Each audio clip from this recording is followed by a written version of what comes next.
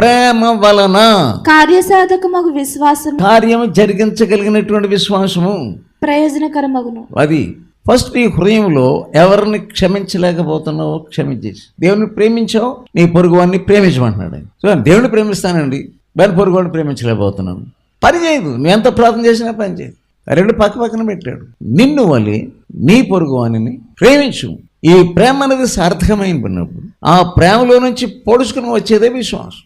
విశ్వాసం రావట్లేదు. నేను ఎంత ప్రార్థన చేసినా ఎలా ఉన్నాను అలాగే ఉన్నాను. దేవునిని ప్రేమించు, నీ పూర్ణ హృదయంతో ప్రేమించు, నీ పూర్ణ ఆత్మతో ప్రేమించు, నీ పూర్ణ జీవంతో ప్రేమించు, నీ పూర్ణ బలముతో ప్రేమించు. ఆ ప్రేమ నీలో నింపుకుంటే వెంటనే రెండవ స్టెప్ తెరవబడుతుంది. విశ్వాసం అనేది ఆ ప్రేమలో నుండి వస్తుంది. పక్క వాళ్ళతో నేను ఆమె కూడా ప్రార్థన చేయను, నువ్వేం చేసుకుంటూ చేసుకోవాలి. ఎంత హాని చేసింది, అంత హాని చేసింది, నేనేంటి ప్రేమించేది. దేవుని ప్రేమతో నిన్ను